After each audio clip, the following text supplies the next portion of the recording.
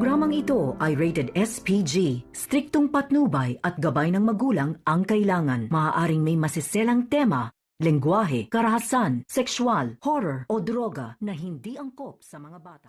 Galit itong si Giselle sa mga sinasabi ni Moira. Dito na nga talagang pinalayas ni Moira at kung saan ginatungan pa ito ni Alin Susan at ni Josa na talagang nakaban ditong si Moira dito sa Apex Medical Center, kung saan sinabi niya dito na huwag niyong kakalimutan ang 10 milyon, sa akin galing yun. At sinabi niya dito kay Dr. RJ Tanyag na talagang good luck na lang daw sa kanyang ama, na kung saan sana buhay pa ito. Pero ito ngang si Moira ay talagang porsigidong kitilin ang buhay ni Don Pepe para hindi na ito makita at malaman ang katotohanan. Pero ito namang si Zoe ay talagang gumagawa ng paraan para ito ay kausapin ng kanyang ama.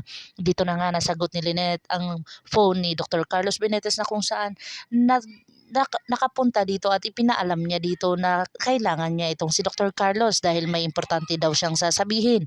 Binilog na naman ang utak ni Zoe itong si Lynette na kung saan hindi naman ito nakikinig o talagang nakikiramdam dito kay Zoe, na kung saan ito nga si Dr. Carlos ay nagmamadali na pumunta doon sa lugar kung nasan si Don Pepe at saka si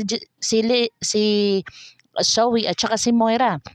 Dito na nga nagalit itong si Dr. Carlos Benitez sa mga ginagawa ni Moira, kung saan napahamak ang kanyang anak dahil sa kanyang mga kasamaan at ginagawa niya. Dito na nga ay talagang nasampal ni Dr. Carlos Benitez itong si Moira at talagang nagalit itong si Zoe dahil sa tinutukan ng baril ni Moira itong si Dr. Carlos Benitez at talagang tangkang patayin. Dito na nga ay nagulat itong si Don Pepe sa kanyang mga naririnig na kung saan talagang ama ni Zoe itong si Dr. Carlos Benitez. Dito niya na napagkaalaman na kung saan narinig niya ang mga usap-usapan dito sa labas.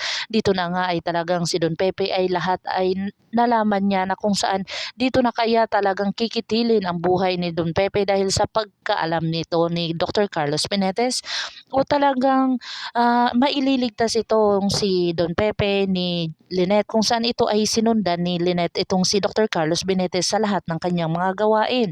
Dito na nga kaya matutunghayan o matutuklasan ni Lynette ang katotohanan na hindi niya tunay o talagang napakasinungaling ni Dr. Carlos Benitez sa lahat ng kanyang mga ginagawa at mga sinasabi niya dito, na talagang magsisisi itong si Lynette dahil sa mga desisyon niyang padalos-dalos at kung saan hindi siya nakinig sa kanyang sariling anak.